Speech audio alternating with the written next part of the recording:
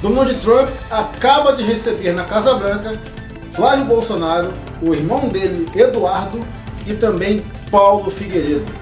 Um claro sinal de que, mais uma vez, a administração Trump reforça o seu apoio incondicional à família Bolsonaro justamente no ano eleitoral.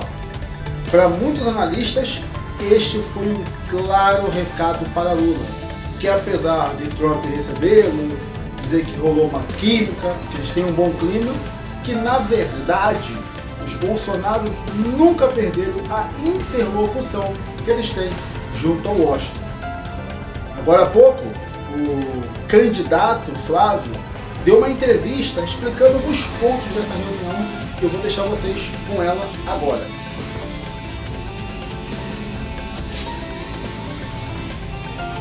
Eu gostaria que todo presidente brasileiro pudesse falar inglês, não repudiar essa língua, porque é um sonho fazer com que inglês, espanhol, outras línguas sejam de fato universalizadas, sejam ensinadas para todos, além do português, nas escolas públicas brasileiras, porque um povo inteligente é o que eu quero. Ao contrário de Lula, que insiste em transformar a educação pública brasileira num grande atraso, alguém que se orgulha de dizer que quanto mais ignorante for o povo brasileiro, melhor para ele, porque quanto mais inteligente o povo, menos votam em Lula. Então eu sou o oposto e foi um pouquinho essa tônica que eu tentei passar para o presidente Trump hoje, em especial com relação a outras pautas, como o presidente do Brasil atual, ele beijar países que são ditaduras, que são comandados por Hezbollah, por Hamas, diferente de mim, que vou abraçar países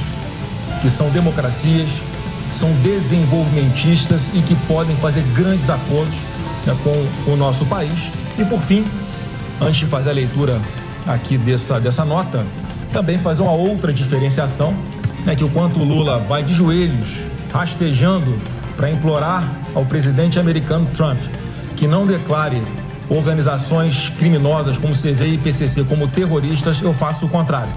Eu fui exatamente fazer esse pedido expresso a ele para que ele declare CVI e PCC como organizações terroristas, sim, que é o que eles são.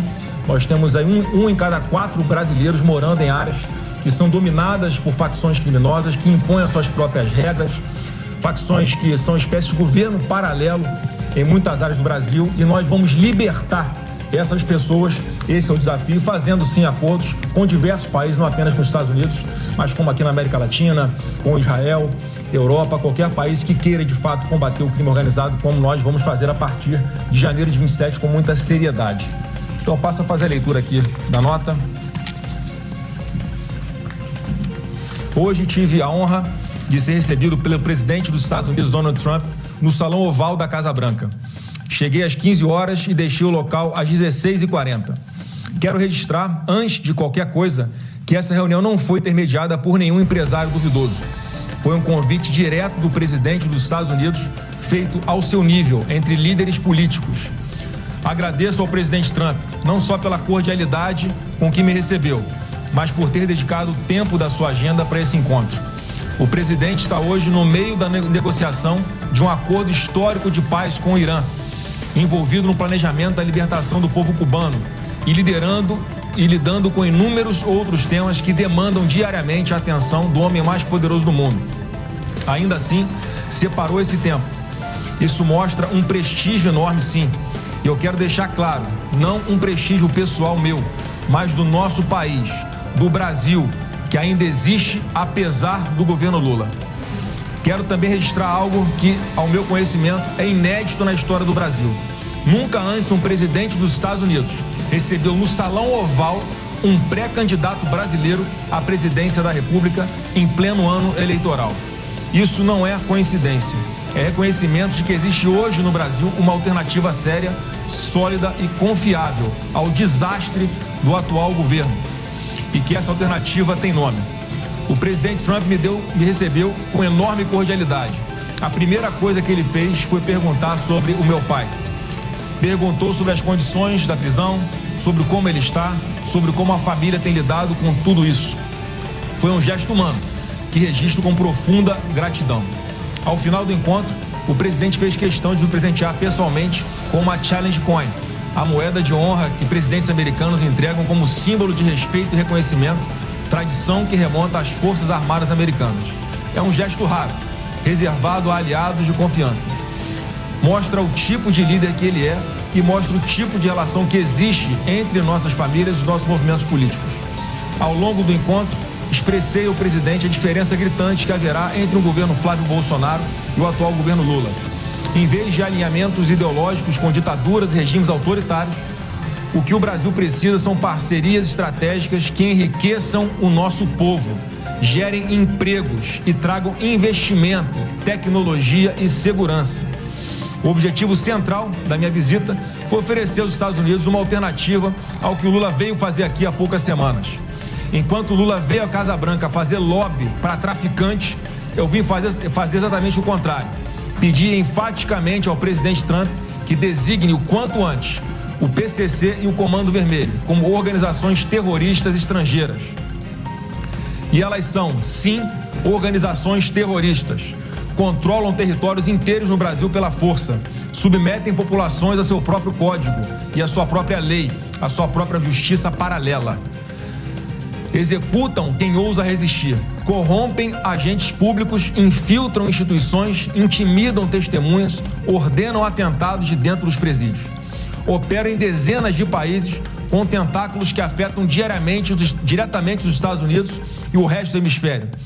Quem faz isso não é gangue, é organização terrorista e ponto. E combater o PCC e o Comando Vermelho é interesse compartilhado entre os dois países.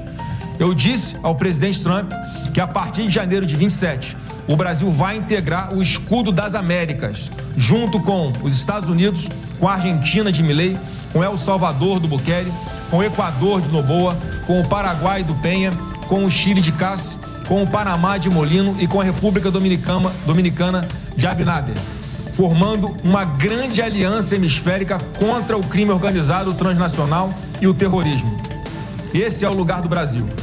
É como protagonista da segurança das Américas, lado a lado com nações livres e soberanas. Também aproveitei o encontro para apresentar ao presidente a posição privilegiada que o Brasil ocupa no cenário mundial de terras raras e minerais críticos. Temos a segunda maior reserva mundial.